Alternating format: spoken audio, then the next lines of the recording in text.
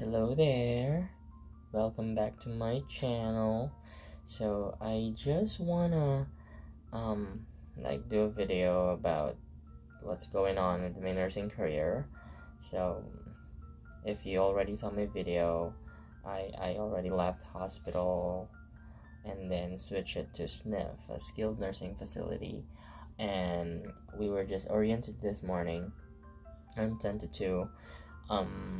But before that, they had me to go to this or to do a training. It's called Ensign University for registered nurses.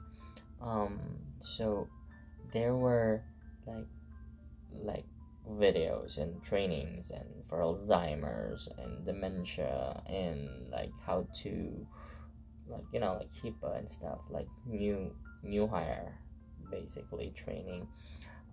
So I already did that, and it's long actually. Approximately I did like 22 hours of it. Finished it within maybe like 3 days, and before the orientation, looks like they need me to be on the floor already. So this weekend, Friday and Saturday, like Saturdays and Sundays, I already went to my orientation. I'm shadowing maybe like the first day. I don't have any access. I don't have any like fingerprint and stuff, like to clock in. I have to do like a paper thingy for the pay, and then my supervisor has to sign that for me to get paid. So yeah, for the first day I shadowed. I helped a little bit with especially blood sugar acute checks are easy to do. So yeah, I haven't gone any training about like the PCC is like the electronic healthcare or electronic record, like charting, basically, where you chart like your assessments and your med pass and everything. It's a document, it's a legal document. So yeah, I did the shadowing. It wasn't really hard with regards to like thinking so much, and like hospital, everyone is like I came from an observation unit. Everyone's on acute, like they're doing all this tests to see if the patient can go home, or it's negative acute, or like does the patient need to go inpatient, need to do surgery. But in the skilled nursing facility, it's the other way around. They are already finished in the hospital, and it's basically a transition from the hospital going home. They are medically clear already in the hospital, but they're still not ready to go home. So this facility that I am working currently is a post-acute and rehabilitation center. So it has like 4 stations. 1 and 2 are the skilled facility, with the physical therapy, occupational therapy, speech therapy close, because they are not ready to go home yet, but they have to go home eventually. And on the other side, like the back side of the building, is like the station 3 and 4, and it's a long-term care facility. Like they are resident basically there, like they live there already, but they just need some assistance with activities of daily living. Compared to the hospital, like how hard it is, I can tell that it is. With the technology, it's kind of like downgraded. Like they don't have infusion pumps. They have like the manual thingy. I don't know what it's called, but it's the regulated IV. But they have, I'm surprised they still have IVs over there. Apparently, for most of the reason why they have IVs are antibiotics, like treatment, like 5 days or 7 days. They just want to finish it and go home afterwards, and it has to be IV, not oral. It's more like a physical job. Like it's like, I don't know yet, but this is my first impression about the skilled facility. You already have things that you have to do. before you start your day. Like there will be surprises, but there's not a lot of like the hospital. So like you have to do the med pass.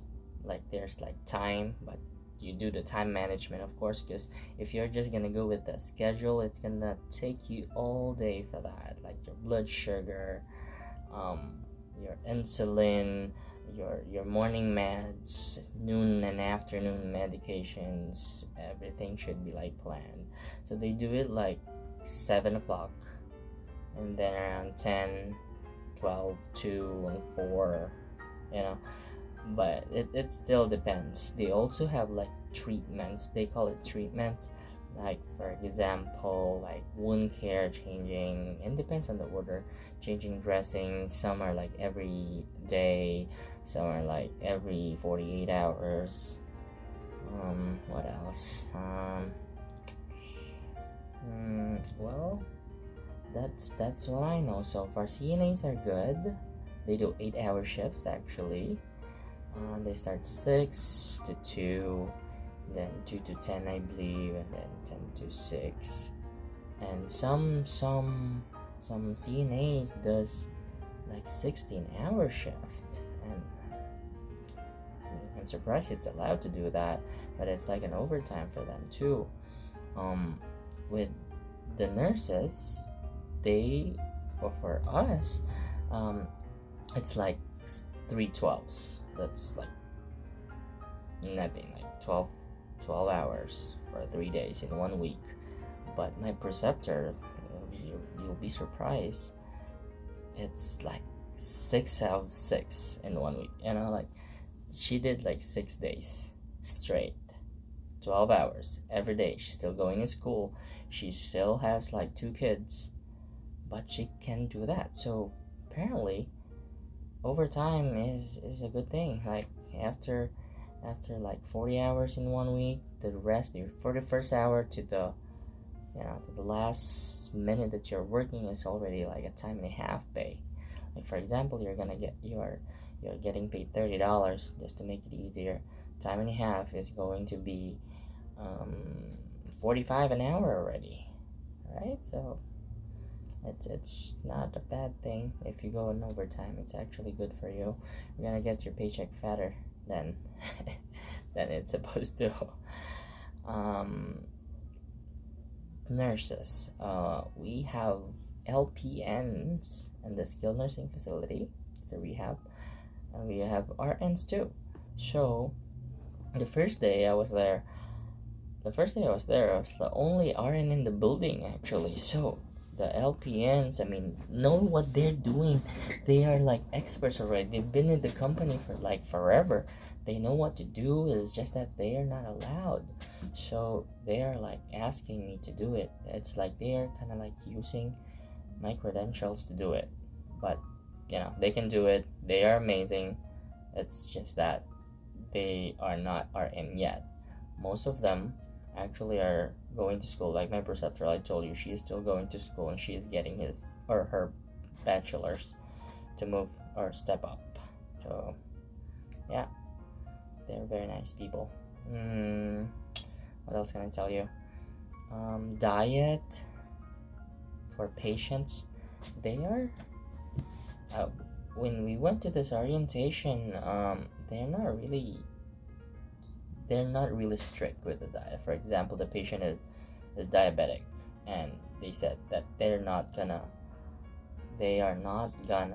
restrict the patient to eat sweets if they want it. It's quality.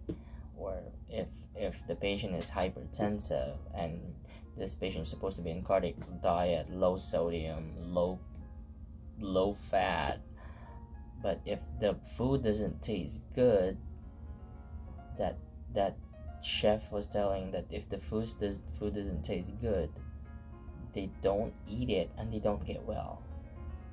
It's like a risk, but it's the patient choice still. Well, that's it for now for the comparison, the hospital and the skilled nursing facility. I am gonna keep you posted on whatever happens. I want to continue this vlog. Thank you so much. Goodbye.